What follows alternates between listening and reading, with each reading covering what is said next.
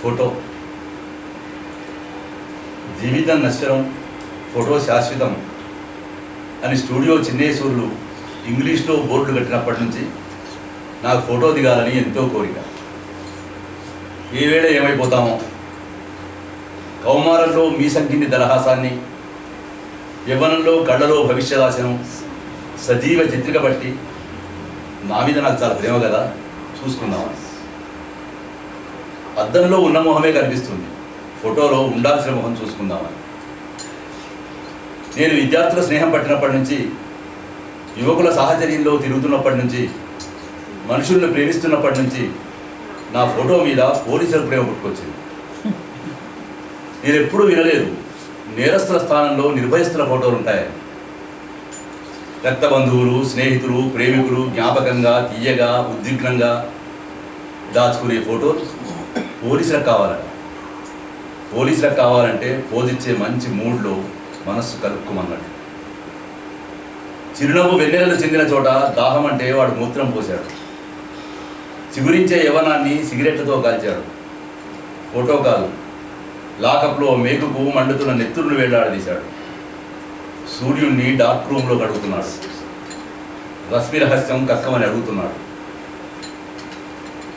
వాడు లాకప్లో మీసాలు పీకేశాడు, ఆ ఫోటో తీసేయి. వాడు కళ్ళలో యాసిడ్ పోశాడు, ఆ ఫోటో తీసేయి. వాడు నా సజీవ చిత్రపటాన్ని పట్టుకొని గాలిస్తున్నాడు, హృదయంలో దాచేయి.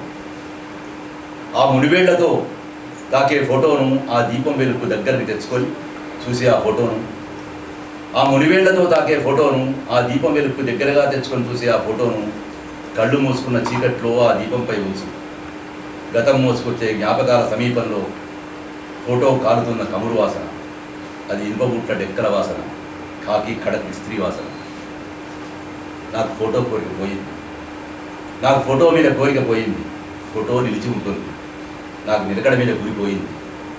జీవిస్తూ చలిస్తూ మారుతూ మరణించే మార్పుకు గురవుతూ ప్రవహించాలని ఉంది.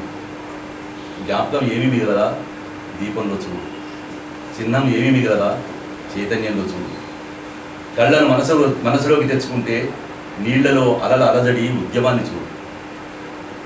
అభిరుచి పట్టించే బలహీనతై, స్నేహం రేడ్ జరిగే నిఘాయ్, ప్రేమ ప్రమాదాన్ని శంకించి ప్రజా చైతన్యం ఎవడో రెచ్చగొడితే బగ్గుమంటుందనుకునే వ్యవస్థ ఇది. విలువలు తలకిందులైన సమాజం ఇది.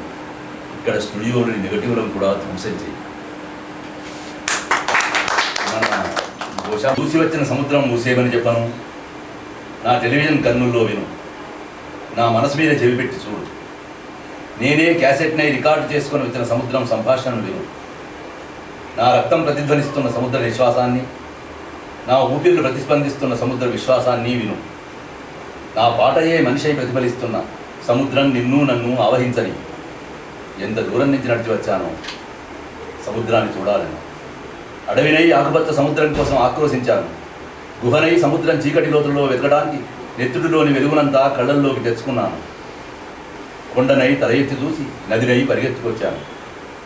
ఎన్ని యుగాల నుంచి, ఎన్ని తరాల నుంచి, ఎన్ని దశలు, ఎన్ని అవస్థలు, ఎన్ని వ్యవస్థలు పడిలేస్తూ నడకలు పరుగులుగా సముద్రం నన్ను చూడాలని సీమాంతాల నుంచో, చీకటి చెల్లిన చోటు నుంచో, సముద్రం మొదలైన చోటు నుంచో నడిచి వచ్చిందో, అలలు అలలుగా, తెరలు తెరలుగా, తరగలు తరగలుగా ఎగసిపడి కెరటపై వచ్చిందో చీకటి సముద్రం, నల్లటి సముద్రం, నీలం సముద్రం, ఆకుపచ్చని సముద్రం, మెత్తని తెల్లని నురుగులాంటి చిరునవ్వుతూ నన్ను తాకింది.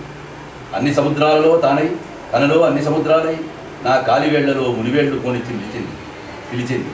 వేళ్ల సందులో నీళ్లు నింపుతూ సముద్రం, విభజింపబడ్డ భూభాగాన్ని కలుపుతూ సముద్రం, నిలిచిన గులకరాళ్లను అరగదీస్తూ నా నిలిచిన పాదాల కింద నీళ్ల చక్రాలు తిప్పుతూ సముద్రం రైలు, సముద్రం బయలు, సముద్రం వైరు, సముద్రం జీవితం స్టైలు. ఏమున్నది సముద్రం నీళ్లు ఉప్పన తప్ప, ఏమున్న సముద్రం నీళ్లు ఉప్పన తప్ప, ఏమున్నది జీవితం మాత్రం కన్నీళ్లు తిప్పలు తప్ప. సముద్రం నెత్తురు నీళ్ళైన మాట నిజమే, సముద్రం కన్నీరు పెట్టిన మాట నిజమే. సముద్రం కన్నీళ్లు విరహకవి దుఃఖంలా మధుర వేదన కాదు, నీ నా